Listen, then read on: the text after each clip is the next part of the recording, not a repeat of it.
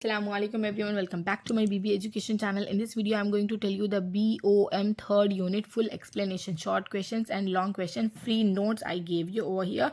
In my previous video I explained you first unit and second unit. Here I am going to explain you the third unit in detail, so please pay attention, learn this question in your exams. Okay, here we have the question four questions for 5 marks. Any two or any one question you will get in your exam for 5 marks. Okay, what is management? Explain its meaning. But management is a process of planning, organizing, staffing, directing, controlling the efforts of people and resources to achieve the organization. मतलब management क्या है? वो तो management क्या है, एक process है, planning है, ऑर्गेनाइजिंग है, स्टाफिंग है, डायरेक्टिंग, जो भी चीज़ें कंपनी से रिलेटेड जो भी चीज़ें आपके दिमाग में आ रही है वो सबसे पहले क्या होगा? मैनेजमेंट. तो मैनेजमेंट वही है जहाँ पे क्या होता है बोले तो coordination of human and material resources जो भी रहते हैं वो सबको कोऑर्डिनेट करते हैं for achieving the predetermined goals. That is to be known as management. Is that clear? Then what is organization? Organization is a process of identifying and grouping work, assigning duties and establishing authority, responsibility, relationship among employees. It helps in achieving organizational objectives through proper coordination. ठीक है, proper coordination के through पे जो भी चीज़ें company में identify करते, group of data को कलेक्ट करते, वो पूरे चीज़ें होते ऑर्गेनाइजिंग में. ठीक है, what is organization structure? Structure क्या है ऑर्गेनाइजेशन स्ट्रक्चर? वो तो फॉर्मल फ्रेमवर्क, जो भी फॉर्मल फ्रेमवर्क रहता कंपनी की तरफ से, रिस्पॉन्सिबिलिटीज़ हो सकते, रिलेशनशिप हो सकते, या फिर ऑर्गेनाइजेशन के अंदर जो भी रिस्पॉन्सिबिलिटी या रिलेशनशिप होते, that is to be known as organization structure.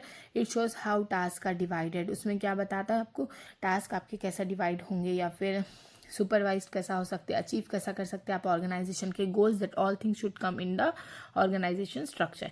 ठीक है, एक्सप्लेन ऑब्जेक्टिव्स ऑफ मैनेजमेंट. इसमें क्या है, refers to the goals which management seeks to achieve the its function, include organization objectives, growth and profitability, everything. Then social objectives like serving society ethically, ये पूरे हो गए. जो भी मैनेजमेंट, देखो भाई मेन ऑब्जेक्टिव क्या हो सकता है मैनेजमेंट का? To earn profit. ठीक है, एम्प्लॉय को सेटिस्फाई करना.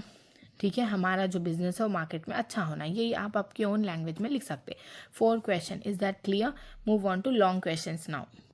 Here you have the principles of management. So these principles of management are Henry Fayol 14 principles of management. So we will discuss each and everything in detail. First, division of work. Work should be divided, how the work should be divided in the company. That should be effectively and efficiently as per the specialization of that particular person.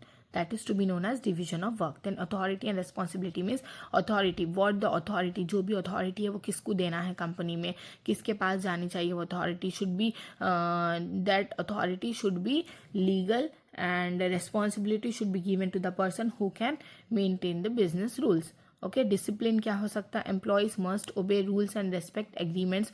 Employees को क्या करना है, जो भी rules है ना वो सारे आपको फॉलो करना है, तो वहाँ पे डिसिप्लिन. यूनिटी ऑफ कमांड मतलब कि आपको ऑर्डर पास करना फ्रॉम एनी वन सुपीरियर. ठीक है, कोई भी सुपीरियर आपको बोलेंगे तो वहाँ पे ऑर्डर पास करना है, तो ये हो गया unity of command. Than unity of direction क्या है? One plan, one head for activities with same objective. ठीक है, सबऑर्डिनेशन ऑफ इंडिविजुअल इंटरेस्ट, सबका इंडिविजुअल का इंटरेस्ट होना चाहिए. रेम्यूनरेशन मतलब कि जो भी है उनकी सैलरीज, वेजेस एक टाइम पे पे होना है, वो भी एक प्रिंसिपल ऑफ मैनेजमेंट है. आप जब भी आंसर लिखते थे this plays a very important role बोले तो आपका क्या होता, this plays a very important role in the company, मतलब एक लाइन आपकी इंक्रीज हो जाती. ठीक है, रेम्यूनरेशन हो गया. फिर सेंट्रलाइजेशन की authority should be balance between centralization और डिसेंट्रलाइजेशन के बीच में होनी चाहिए. ठीक है, स्केलर चेन बताओ. Clear line of authority from the top to bottom, clear line of authority. ठीक है ना, प्रिंसिपल ऑफ मैनेजमेंट 14 है. I hope you understood. You can write it in your exam. It is very most important question for long one. Move on to next question. Second वाला question है, screenshot ले लीजिए, अच्छे से पढ़ सकते हैं आप. लेवल्स ऑफ मैनेजमेंट, यहाँ पे क्या बताओ? Refers to the different managerial position in organization. They are classified into 3 levels. First top level, middle level and lower level. जब आप ये आंसर लिखेंगे तो आप ऐसा एक डायग्राम बना लेना. यहाँ पे पहले लेवल्स ऑफ मैनेजमेंट यहाँ लिखना, यहाँ पे आता टॉप लेवल, फिर लो लेवल, मिडिल लेवल. ठीक है, कैसा भी करके ऐसा एक स्केच बना लीजिए और उसमें लिखिए आप, ठीक है। अभी देख सकते हैं आप टॉप लेवल मैनेजमेंट में क्या include board of director, managing director and formulate, policy, set objective and major decisions लेते हैं, वो पूरे टॉप लेवल में आते हैं। मिडिल लेवल में मिडिल लेवल के लोग हैं, जैसा कि इंक्लूड डिपार्टमेंट हेड, मैनेजर, और कौन रहते कंपनी में implementing the policies, act link between top and lower. Top और लोअर के बीच में जो रहते हैं वो रहते हैं मिडिल लेवल मैनेजमेंट।